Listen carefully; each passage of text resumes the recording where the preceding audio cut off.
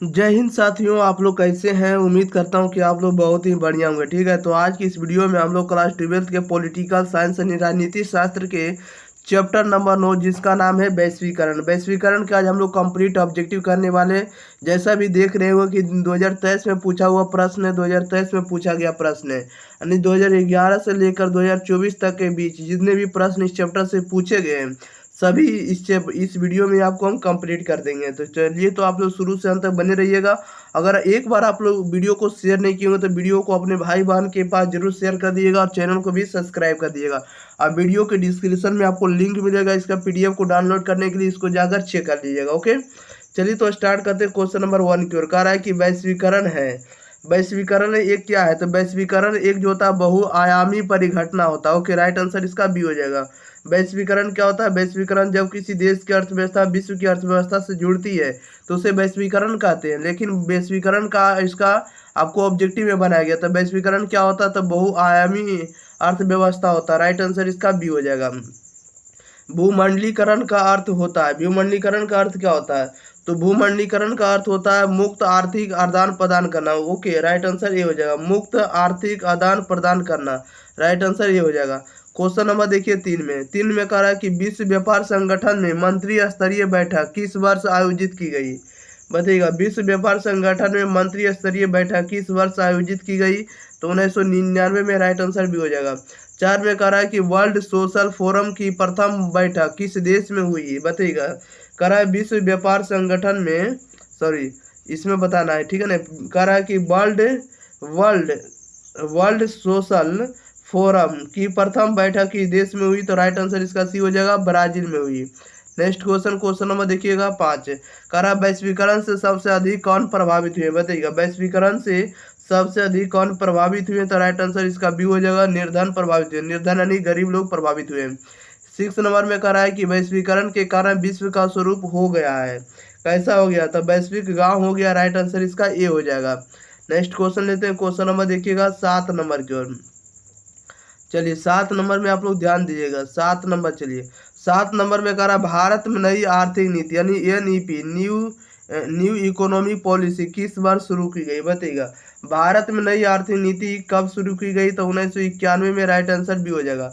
8 number में कह रहा है कि गैट के डंकल प्रस्तावों को किस देशों ने स्वीकार किया? बताइएगा, कह रहा है कि गैट के डंकल प्रस्तावों को कितने देशों ने स्वीकार किया है? राइट आंसर इसका बी हो जाएगा, 124 देशों ने स्वीकार किया है।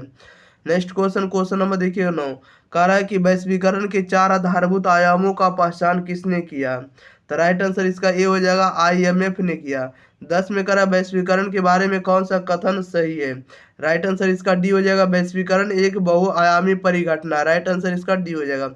क्वेश्चन नंबर 11 में कह रहा है BS नायपाल कौन थे? तो BS नायपाल एक नोबेल पुरस्कार विजेता। राइट आंसर ये हो जाएगा। 12 में कह रहा है गिरमिटिया मजदूर किसे कहा जाता है? तो गिरमिटिया मजदूर को अनुबंधित मजदूर कहेंगे। राइट आंसर ये हो जाएगा। नेक्स्ट क्वेश्चन नंबर देखिएगा आप लोग 13। भूमंडलीकरण किस विचारधारा पर टिका है? बताइएगा, भूमंडलीकरण जो है किस विचारधारा पर टिका हुआ है? तो उदारवाद पर। राइट आंसर इसका डी हो जाएगा। 14 में कह रहा है कौन भूमंडलीकरण का आलोचक नहीं है? बताइएगा, कौन भूमंडलीकरण का आलोचक नहीं है? तो मनमोहन सिंह नहीं है। राइट आंसर इसका डी हो जाएगा। 15 में कह रहा है किसने कहा कि साम्राज्यवाद पूंजीवाद का अंतिम चरण है? बताइएगा, किसने कहा कि साम्राज्यवाद पूंजीवाद का अंतिम चरण है? राइट आंसर इसका बी हो जाएगा। किसने कहा? तो BI लेनिन ने कहा। ओके, क्वेश्चन नंबर 16 में करा विश्व के संदर्भ में सोचो, देश के हित में करो, यह सूत्र किसने प्रचारित किया है? तो ये करने वाले आपको मनमोहन सिंह है। राइट आंसर इसका डी हो जाएगा। क्वेश्चन नंबर देखिएगा 17। करा किसने कहा कि भूमंडलीकरण विशिष्टवाद का सार्वभौमिकरण या सार्वभौमिवाद का विशिष्टीकरण है? तो राइट आंसर इसका बी हो जाएगा, रॉबर्टसन ने कहा। राइट आंसर बी हो जाएगा। क्वेश्चन 18 में कह रहा भारत में नई आर्थिक नीति की शुरुआत किस प्रधानमंत्री ने की है? तो बताइएगा राइट आंसर क्या हो जाएगा। भारत में नई आर्थिक की जो शुरुआत है किस प्रधानमंत्री ने की है? तो राइट आंसर इसका बी हो जाएगा, नरसिंहा राव ने। और राइट आंसर बी हो जाएगा। नेक्स्ट क्वेश्चन नंबर देखिए 19। कह रहा प्राचीन काल में किस स्थल मार्ग से एशिया यूरोप का व्यापार होता था? बताइएगा, एशिया और यूरोप का जो व्यापार होता था ये किसके लिए होता था? तो रेशम मार्ग के लिए। राइट आंसर इसका बी हो जाएगा। बीस में कह रहा है कि पहले विश्व बाजार के रूप में कौन सा शहर उभर कर आया है। तो पहला शहर आया आपको एलेक्जेंड्रिया, राइट आंसर इसका ए हो जाएगा।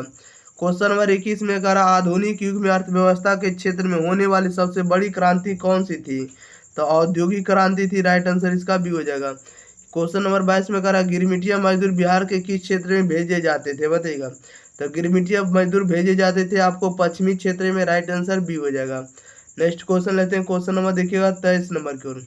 चलिए 23 नंबर में कह रहा है कि विश्व बाजार का विस्तार आधुनिक काल में किस समय से आरंभ हुआ, बताइएगा। विश्व बाजार का विस्तार जो आधुनिक काल में किस समय से आरंभ हुआ, राइट आंसर इसका बी हो जाएगा, 18वीं शताब्दी से। 24 में कह रहा है विश्वव्यापी आर्थिक संकट किस वर्ष आरंभ हुआ था। विश्वव्यापी आर्थिक संकट किस वर्ष आरंभ हुआ था, 1929 में, राइट आंसर इसका सी हो जाएगा। क्वेश्चन नंबर 25 कह रहा आर्थिक संकट यानी मंदी के कारण यूरोप में कौन सी नई शासन प्रणाली का उदय हुआ, बताइएगा। आर्थिक संकट के कारण यूरोप में कौन सी नई शासन प्रणाली का उदय हुआ। तो फांसीवादी नाजीवादी शासन का, राइट आंसर इसका क्या हो जाएगा, सी हो जाएगा, सही जवाब। 26 में कह रहा है भूमंडलीकरण की शुरुआत किस दशक में हुई, बताइएगा। भूमंडलीकरण की शुरुआत किस दशक में हुई, तो 1990 के दशक में, राइट आंसर इसका ए हो जाएगा। क्वेश्चन नंबर 27 कह रहा है द्वितीय महायुद्ध के बाद में यूरोप में कौन सी संस्था का उदय आर्थिक दुष्प्रभावों को समाप्त करने के लिए हुआ, बताइएगा। तो ओपे का हुआ, राइट आंसर इसका सी हो जाएगा। 28 में कह रहा अमेरिका का पता किसने लगाया, तो अमेरिका का पता लगाने वाले कोलंबस है, राइट आंसर इसका क्या हो जाएगा, सी हो जाएगा। वास्को डी गामा भारत का पता लगाने वाले हैं। भारत का खोज किसने किया, तो वास्को डी गामा, और अमेरिका का खोज किसने किया, कोलंबस।